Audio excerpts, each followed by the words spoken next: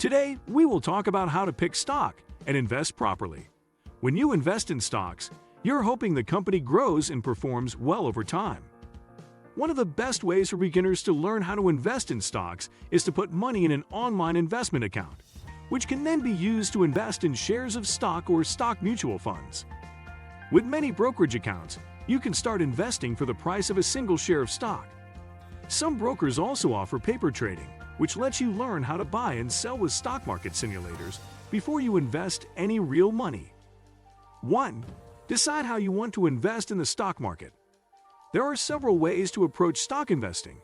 Choose the option below that best represents how you want to invest and how hands-on you like to be in picking and choosing the stocks you invest in.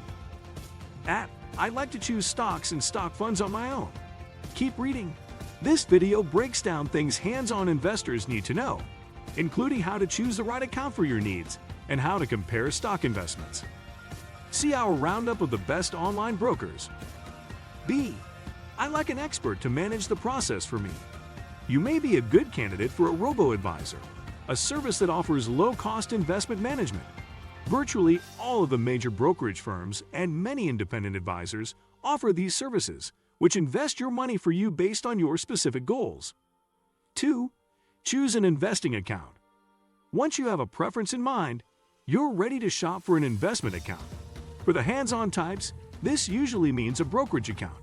For those who would like a little help, opening an account through a robo-advisor is a sensible option. We break down both processes below. An important point, both brokers and robo-advisors allow you to open an account with very little money. The DIY option, opening a brokerage account. An online brokerage account likely offers your quickest and least expensive path to buying stocks, funds, and a variety of other investments. With a broker, you can open an individual retirement account, also known as an IRA, or you can open a taxable brokerage account if you're already saving adequately for retirement in an employer 401 or other plan. We have a guide to opening a brokerage account if you need a deep dive. You'll want to evaluate brokers based on factors such as costs, investment selection, and investor research and tools.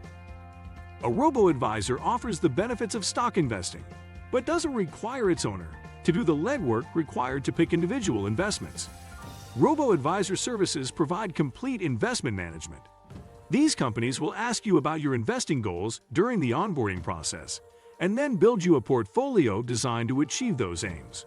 This may sound expensive, but the management fees here are generally a fraction of the cost of what a human investment manager would charge. Most robo-advisors charge about 0.25% of your account balance. And yes, you can also get an IRA at a robo-advisor if you wish. If you choose to open an account at a robo-advisor, you probably needn't read further in this video. The rest is just for those DIY types. 3. Learn the difference between investing in stocks and funds. Going the DIY route? Don't worry. Stock investing doesn't have to be complicated. For most people, stock market investing means choosing among these two investment types: stock mutual funds or exchange-traded funds. Mutual funds let you purchase small pieces of many different stocks in a single transaction. Index funds and ETFs are a kind of mutual fund that track an index. For example, a S&P 500 fund replicates that index by buying the stock of the companies in it. When you invest in a fund, you also own small pieces of each of those companies. You can put several funds together to build a diversified portfolio. Note that stock mutual funds are also sometimes called equity mutual funds. Individual stocks. If you're after a specific company, you can buy a single share or a few shares as a way to dip your toe into the stock trading waters. Building a diversified portfolio out of many individual stocks is possible, but it takes a significant investment and research. If you go this route, remember that individual stocks will have ups and downs. If you research a company and choose to invest in it, think about why you picked that company in the first place if jitters start to set in on a down day. The upside of stock mutual funds is that they are inherently diversified, which lessens your risk. For the vast majority of investors, particularly those who are investing their retirement savings, a portfolio made up of mostly mutual funds is the clear choice. 4. Set a budget for your stock market investment. New investors often have two questions in this step of the process. How much money do I need to start investing in stocks? The amount of money you need to buy an individual stock depends on how expensive the shares are.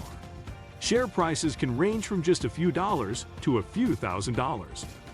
If you want mutual funds and have a small budget, an exchange-traded fund, ETF, may be your best bet. Mutual funds often have minimums of $1,000 or more, but ETFs trade like a stock, which means you purchase them for a share price, in some cases, less than $100. How much money should I invest in stocks? If you're investing through funds, how we mentioned this is the preference of most financial advisors. You can allocate a fairly large portion of your portfolio towards stock funds, especially if you have a long time horizon. 5. Focus on investing for the long term. Stock market investments have proven to be one of the best ways to grow long-term wealth.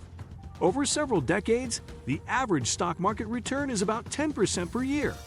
However, remember that's just an average across the entire market. Some years will be up, some down, and individual stocks will vary in their returns. For long-term investors, the stock market is a good investment no matter what's happening day to day or year to year. It's that long-term average they're looking for. The best thing to do after you start investing in stocks or mutual funds may be the hardest. Don't look at them. Unless you're trying to beat the odds and succeed at day trading, it's good to avoid the habit of compulsively checking how your stocks are doing several times a day every day. 6. Manage your stock portfolio. While fretting over daily fluctuations won't do much for your portfolio's health or your own, there will of course be times when you'll need to check in on your stocks or other investments. If you follow the steps above to buy mutual funds and individual stocks over time, you'll want to revisit your portfolio a few times a year to make sure it's still in line with your investment goals. A few things to consider. If you're approaching retirement, you may want to move some of your stock investments over to more conservative fixed income investments. If your portfolio is too heavily weighted in one sector or industry, consider buying stocks or funds in a different sector to build more diversification. Finally, pay attention to geographic diversification too. Vanguard recommends international stocks make up as much as 40% of the stocks in your portfolio. You can purchase international stock mutual funds to get this exposure. What do you think of our video? Let me know in the comment section below. Before you go, please hit the like button and subscribe to my channel. Thanks for watching.